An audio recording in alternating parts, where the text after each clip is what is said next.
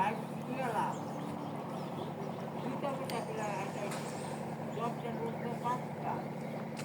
কিনা দিবি পেটা হবে এটা দিব না বুঝছো আমাদের তো বাগাই দিব আমি তো আর মরে যাব না বাগাই দিয়ে দেবো